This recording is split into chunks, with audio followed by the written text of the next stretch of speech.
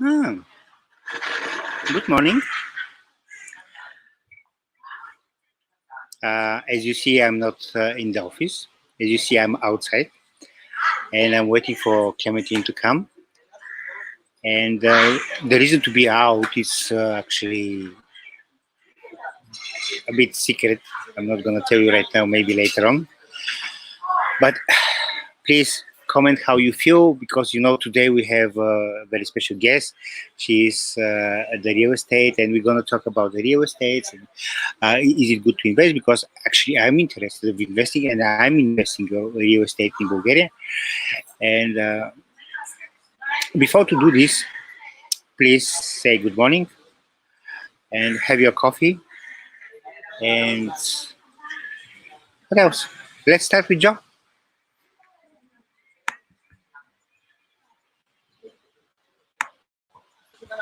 Good morning, guys. Here we are this morning with the Aphrodite statue of love, giving you love and positive energy to start your day. And let's do a few warm-up exercises. So we're going to do heel taps and engage the arms. Smiling. Good energy brings good energy. And up. Up. Up. Just keep the body moving. What we want to do is wake it up.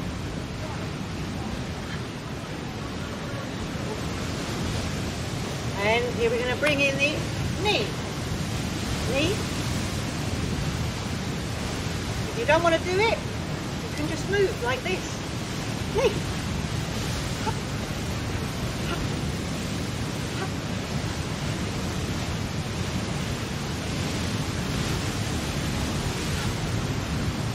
And now we're going to do a quick butt kicks. 6. The other side. 1, 2, 3, 4, 5, 6, 7, 8. And we're going to go down to the side. Down. And stretch it out all the way through.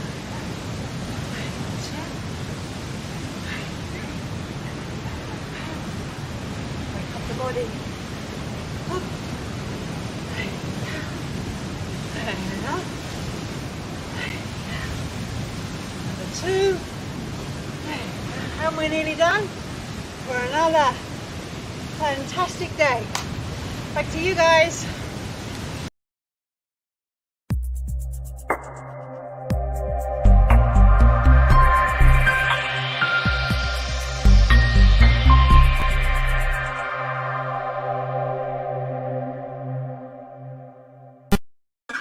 It's amazing to be outside and to enjoy the sun and the sea.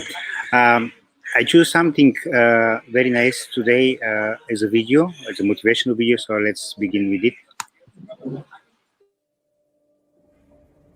The definition of a life well lived. For me, a life well lived is a life that is not about victories or losses, but about a continuous process of growth, a continuous process of evolution, a continuous process of adventure, curiosity, bewilderment, and awe. One in which you don't go quietly into that good night at the end of the race, but instead you rage and rage and rage against the dying of the light. Define life according to your measures of success, but it really is things, I believe, like expressing your power, doing work you find meaningful, regardless of what the world thinks, finding people around you who love you, enjoying nature, serving people, being a good human being. I finally realized there's something inside of us more than our limits. Today, all of us can have an impact. The difference between having an impact and not having impact is a decision. It's not resources, it's not money, it's all there, it's a decision.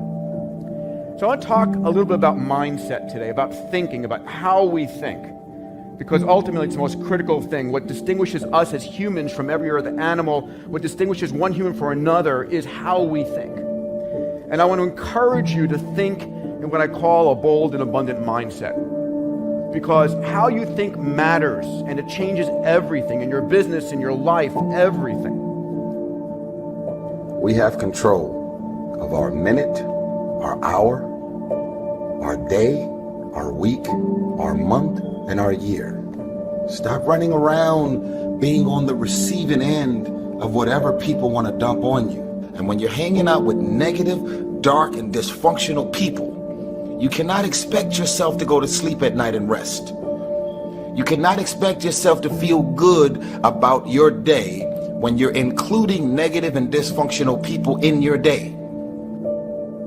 At the end of the day, we are a bunch of people on a little planet in a huge galaxy, and before we know it, we're going to be a bunch of dust. And the great billionaires get buried next to the taxi drivers and the pizza makers, and we are not that big a deal. And I think all that really matters is while we are alive, do your best to use every day as a vehicle to birth your talents into the world. And secondly, if you do that, you're going to serve the world and raise the world with you. And that all just comes from inner power. I mean, that's just deriving your power from a place within, and that's where you get grace, and that's where you get great creativity. That's where you get boundless energy, because it's not about addicted to what the world thinks of you. Because when you're trying to differentiate, when you're trying to do something different, there's going to be that gut moment, that gut sense. Is this right? Is this not right? If you're not having doubt, you're not pushing the boundaries far enough.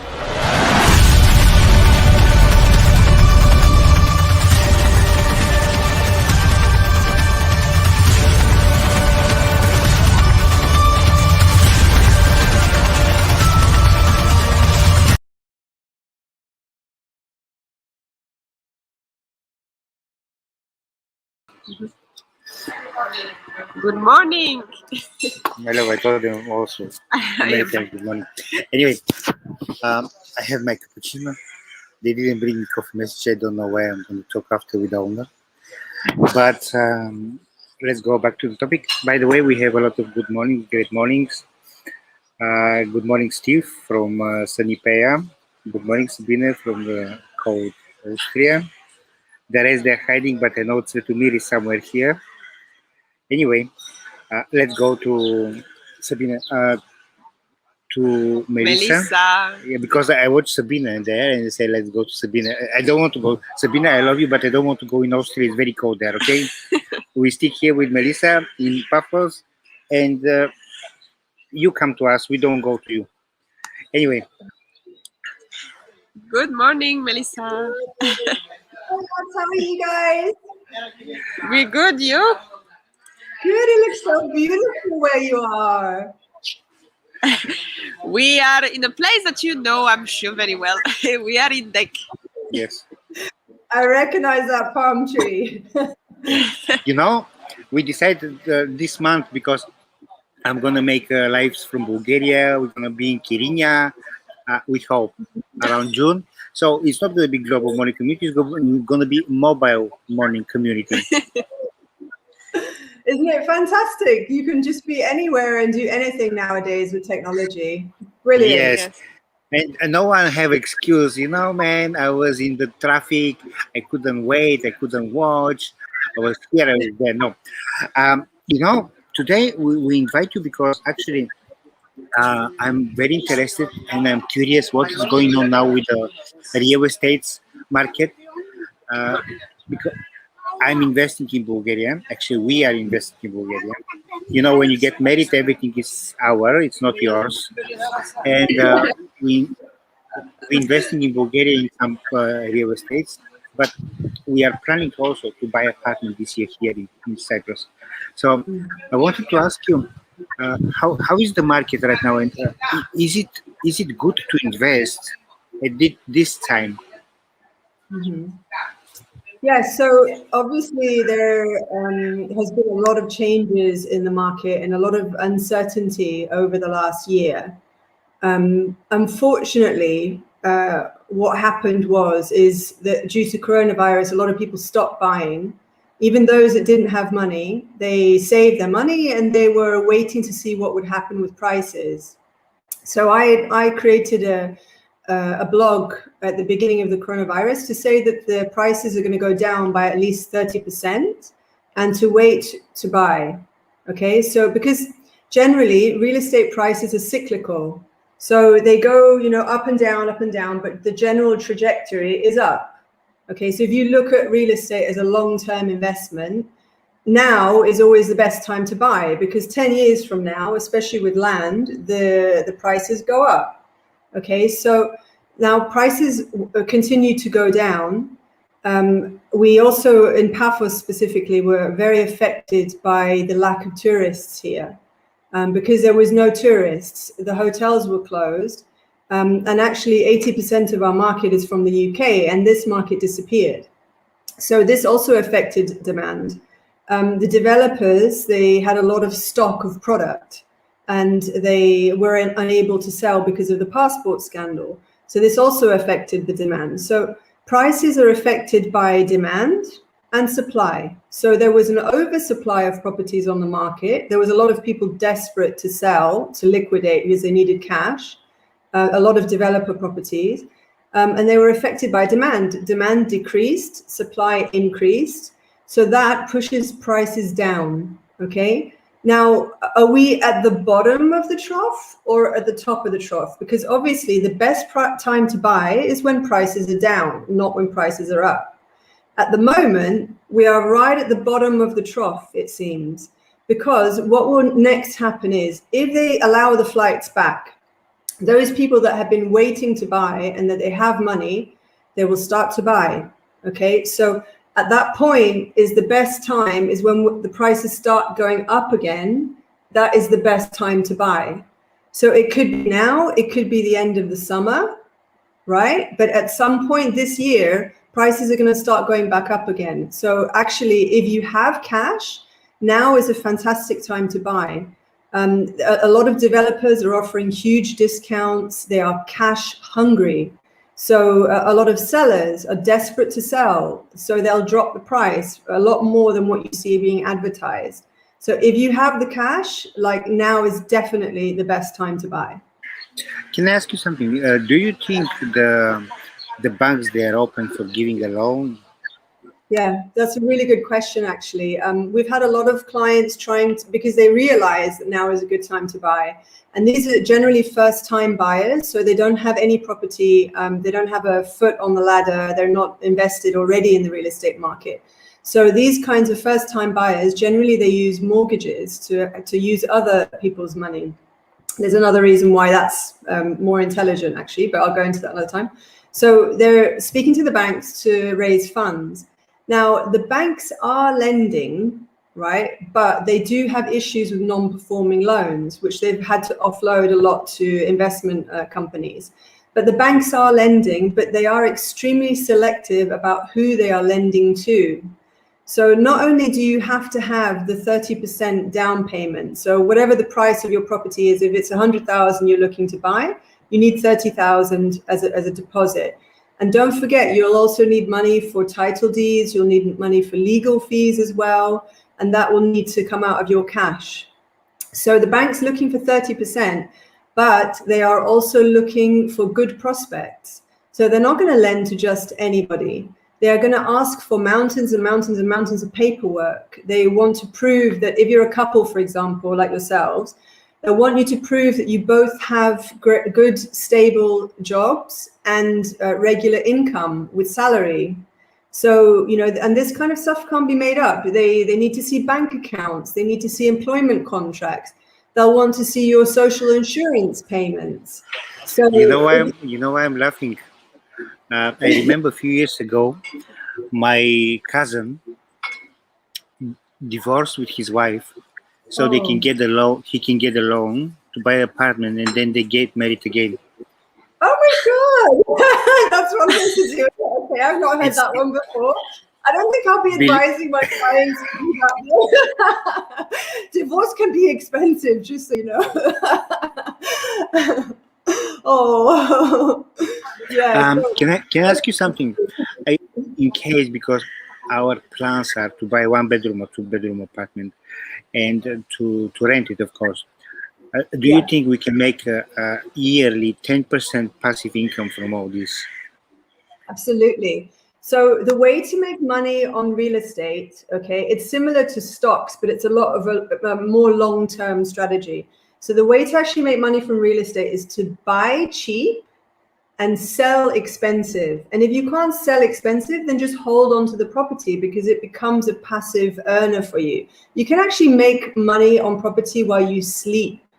I mean, that's the beauty of it. It can be a very hands-off, lucrative investment, but you need to consider one thing. If you don't own your own property that you're living in now, then you're paying somebody else's mortgage.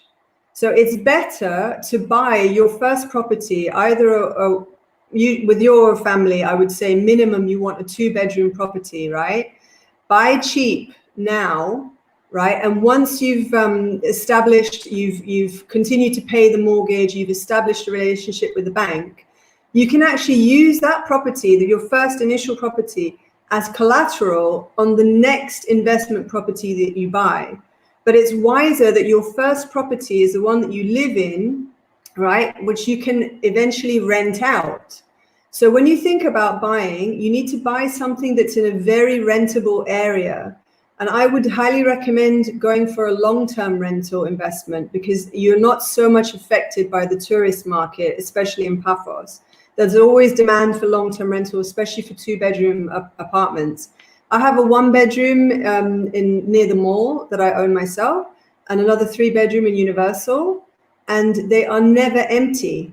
I find the next tenant before the last tenant has left. So I never worry about paying off my mortgage. There's always money coming in, and actually the money that I earn from the rent is more than the mortgage. So that difference, that balance, I keep in a separate account. It's in a sinking fund. And I use that for repairs, for maintenance, for communal fees, because you have to pay communal fees if you buy an apartment. And that way my investment is literally looking after itself. I pay the bank every month, and that money is going back into my own pocket. So if I'm renting, I'm paying somebody else's mortgage, and that is not a good thing to do financially. So for your future, it's better to buy your first property and then start with the investment properties, okay? Because you only need that first 30% to get started. Once you've got that, then afterwards, your next investments, you can use the bank's money. Yeah, I like that, but you recommend to be 2-bedroom apartment, not 1, yes? You could start with 1, but I was thinking about you and your personal situation. You've got, there's 2 of you, plus you've got kids. So I would recommend at minimum a 2-bedroom for you. But you could buy, there's a 2-bedroom now. We could be neighbors, actually. There's a 2-bedroom around the corner for me, which is only 110,000. And it's a 2-bedroom with a possibility to build a 3rd room underneath, or even an office where you could work from. You could do your live streaming from there. So there are very, very good opportunities at the moment. Wait a second, they have a sea view there, undistracted like you have? They have an unobstructed sea view, yes. Yesterday we spoke with our accountant, and what he said let's wait until July, because if we increase the salaries now, the government will ask how we increase the salaries now when we were giving the help to the people. Yes. In the banks, they're not going to accept this also. At the bank at the moment, because I had another client that was trying to get a mortgage, and because it was a couple, right? And he had a steady job. She was on furlough because she didn't have work, and she was getting government benefits. Because she was getting government benefits, the bank refused them the loan. So they're being really careful about who they lend to. So if you're on any kind of benefits, or you've not been taking a salary due to COVID, then it's quite likely the bank will not lend to you right now. Do you think there's something like a bank history? Because honestly, I finished with my mortgage 1-bedroom apartment, then I took another 2 mortgages for cars, which we finished them. Yeah. Do you think there's such a thing like bank history, credit history in Cyprus? Definitely, they will look at what you've done before, that you haven't missed any payments, you haven't requested any reductions. Absolutely. it's a very good idea to build up a history with the bank. But what a lot of people don't realize is that you can actually shop around for interest rates as well. And this is something that's really important. You can negotiate the interest rates with the banks. So if you have a history with one bank and you try to, like, for example, I was looking at buying a property, another property for myself, and it was with Alpha Bank. It was a distressed property. And I wanted to go to Bank of Cyprus because obviously Bank of Cyprus want the cash. So I could get the loan from Bank of Cyprus, but buy the property from Alpha Bank. So, you know, it really depends on each individual situation as well, on the best strategy to do it. The way that we work is we speak to people, we ask them lots of questions about their situation, and then we'll advise them on the best investment to make for their personal situation. So there's not like a whole, like a generic way of investing. It's individual.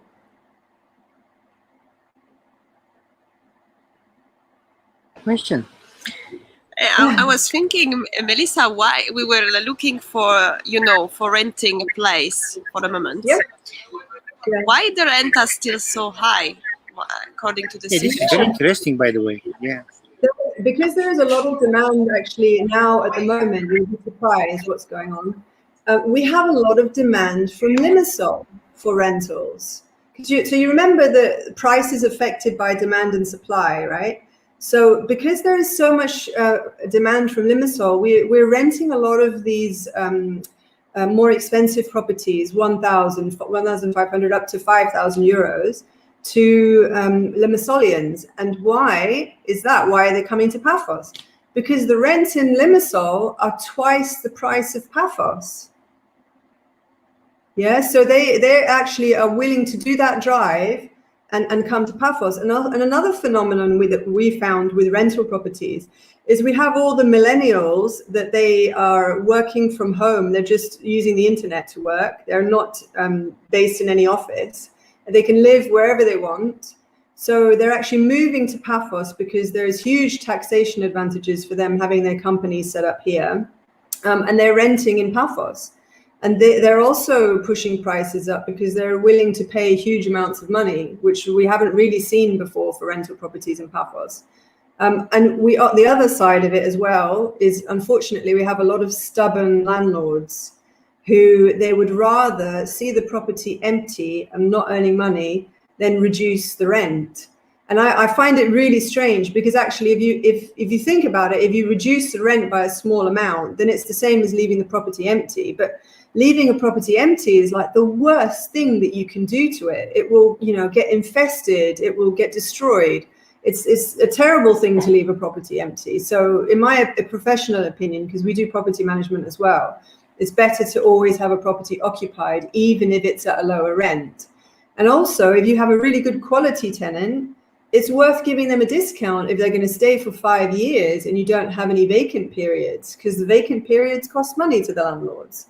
So this is a mentality thing. And I've seen it especially with the shops and the offices, that they refuse to drop the rent. They refuse to work with agents. And you'll see there around Paphos especially, there's loads and loads and loads of empty shops, which is just terrible to see. Yeah. Honestly, if I had my shop empty, I would even put an advertising for somebody, and I will give them for 1 year for free to sponsor this business, to help them right now. So after they can, because you cannot, the way they think is like, I don't care if it's not you, it will come somebody else. But this is not the way, because in my opinion, if we don't help each other, this will not go for long term. Yeah, absolutely. And but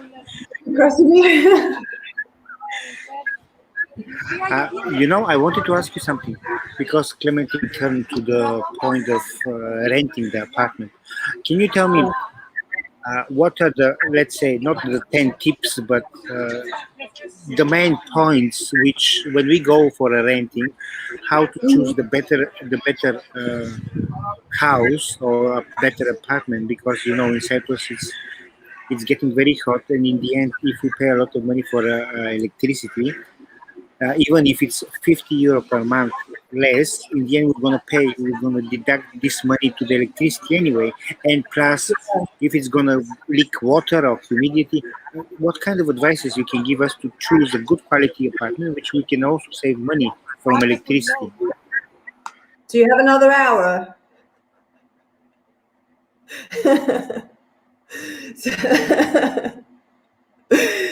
Yeah, so for renting is a different ball game from buying, because the advantage of renting is that you can move.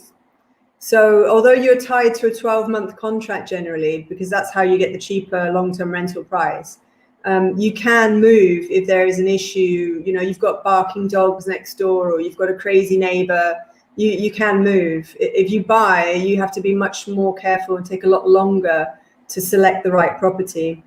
But for renting, I would say for each individual tenant, it has to be based on your own circumstances. So the first thing you're going to want to think about is your lifestyle, like what kinds of things do you like to do, and also about your work. Where do you work? If you have children, where do the kids go to school?